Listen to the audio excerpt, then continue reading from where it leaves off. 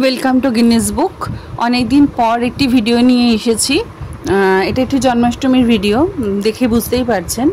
আমি এসেছি আমার মাসির বাড়িতে গাজিয়াবাদে। তো মাসিমণি ছোট ছোট দুটো গপু আছে, আর তার জন্য জন্মাষ্টমী উৎসব সে করে। এসেই আগে আলপনা দেওয়া হয়েছে, দই হান্ডি, ময়ূর পালক, বাঁশি, আর এখানে এই যে মাসিমণির দুজন গপু সেজেগুজে বসে পড়েছে।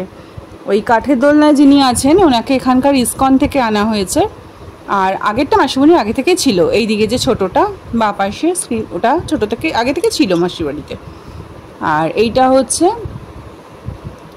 কি জন্মাষ্টমীর দিন রাত্রিবেলায় যে পুজোতে ভোগ দেওয়া হবে, তালের বড়া, মালপোয়া, পাঞ্জেরি 3 রকমের, দই, মিষ্টি, তালক্ষীর সব কিছু দিয়ে তাদেরকে পুজো দেওয়া হচ্ছে। এখন রাত্রির 12টা বেজে গেছে, সেই জন্যে এখানে স্নান করানো হবে। এই পঞ্চামৃত দিয়ে স্নান করানো হচ্ছে। দুধ, দই, ঘি, গঙ্গা জল, মধু সবই দেওয়া হচ্ছে। একে একে সব কিছু দিয়ে গোপাল স্নান করে তারপরে আবার সুন্দর সাজুগুজু করে সে বসে পড়েছে। আর ওই যে শশাটা বানানো রয়েছে, এটা অনেকেই জানেন না। এটা হচ্ছে ওই মায়ের গর্ভ থেকে বেরোনোর পরে যে ওটা ওই নাড়ি কেটে দেওয়ার ব্যাপারটা, তাই জন্যে শশার মাঝখান থেকে ওই গর্ভ করে সেটাকে রাখা হয়, পরে সেটাকে খুলে দেওয়া হয় এই কাট অংশটা। এখানে এসছেন বড়জন, এখন তিনি স্নান করবেন।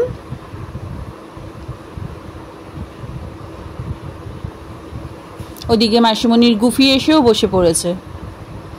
একজনে স্নান হয়ে সাজুগুজু করে সেও বসে পড়েছে। আমার বর কেক নিয়ে এসেছিল গপুদের জন্য, সেইটা তাদেরকে দেওয়া হয়েছে। তারা কেক কাটবে, দুজনে একটাই কেক কাটবে। বাকি এই এত সব রান্না সমস্তটা মাসিমণি নিজের হাতে একা একা বসে বসে করেছে। মালা পরে সাজুগুজু করে এই কেক কাটা হচ্ছে।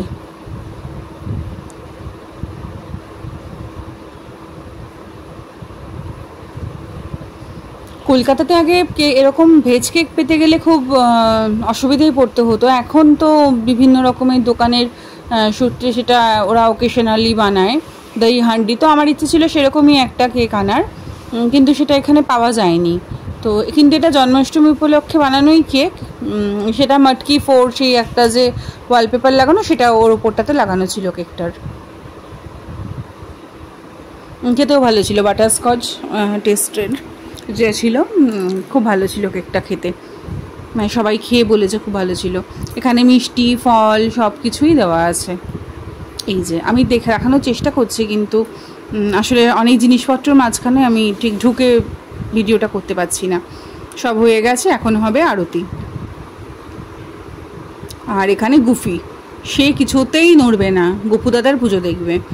ও এমনিতেই খুব ঈশ্বরে তার খুব ভক্তি। আমি এসে যখন মাসিমণির বাড়িতে হনুমান চল্লিশা পাঠ করতে বসি, তো ও সারাক্ষণই আমার পাশে বসে থাকে।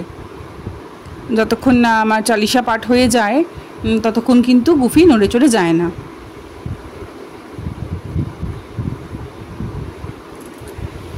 এখানে খুব সুন্দর সঙ্গীত দেওয়া হয়েছিল আরতির, কিন্তু কপিরাইট পড়বে ভয়ে আমি সেটাকে কেটে দিয়েছি।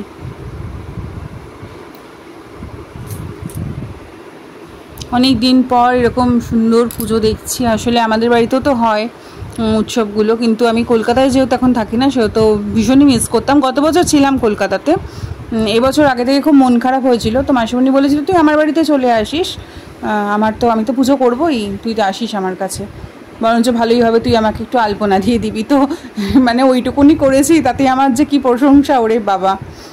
মাসিমণির যারা এসেছিলেন বান্ধবী, তারাও কিটি পার্টির মাসিমণির সব যারা এসেছিলেন, ওনারাও ভীষণ প্রশংসা করেছেন আমার আলপনার। জানি না কেমন হয়েছে, আপনারা জানাবেন।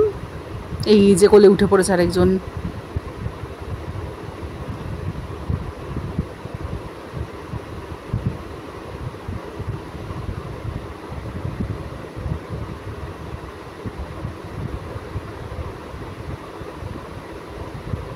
এখানে খুব সুন্দর গান বাজছিল, কিন্তু পুরোটাই ওই ইসকন মন্দিরের যেটা চলছিল সেইটা আরতি, সেই সময়টাতেই আরতি করছিল মাসিমণি, কিন্তু ওটা কপিরাইট পড়ে যাবে আমার।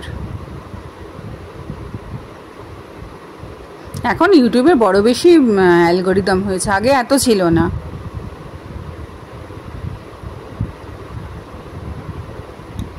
আর পরের দিন দেওয়া হয়েছিল ওই খিচুড়ি ভোগ, যেটা নন্দ উৎসব হয় সে তখন মাসিমণি বানিয়েছিল খিচুড়ি, লাবড়া, তারপরে পনিরের তরকারি, পায়েস, চাটনি, মিষ্টি, যা যা দেয় ঠাকুরকে, ওটা পরের দিন দেওয়া হয়েছিল।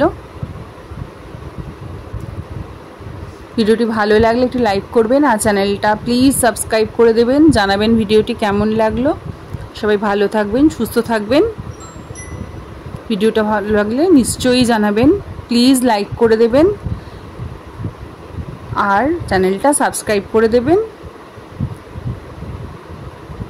একটু যদি পারেন, যদি কারোর মনে হয় চ্যানেলটা শেয়ার করা যায়, প্লিজ একটু শেয়ার করে দেবেন। দেখা হবে পরের একটি ব্লগে। ভিডিওটি দেখার জন্য সবাইকে আরেকবার অনেক ধন্যবাদ। আপনাদের প্রত্যেকের বাড়ির জন্মাষ্টমী কেমন কাটলো? যাদের বাড়িতে পুজো হয়েছে আমাকে প্লিজ জানাবেন। আর ভিডিও শেষে জয়গোপাল বলে যাবেন। আর সবাই অন্যরকম কিছু ভিডিও দেখতে চান কিনা, রান্নার ভিডিও, রেসিপি চাইলে প্লিজ একটু জানাবেন। আর প্লিজ কমেন্ট করবেন, একটু কমেন্টে জানালে আমরা উৎসাহ পাই ভিডিও বানানোর জন্য। জানি এখন অনেকেই ভিডিও বানায়, আমি হয়তো সেভাবে ভিডিও বানাই না, চেষ্টা করব আগামীতে আর একটু ভালো করে ভিডিও বানানোর। আজকে তাহলে আসি, দেখা হবে পরের একটি ব্লগে।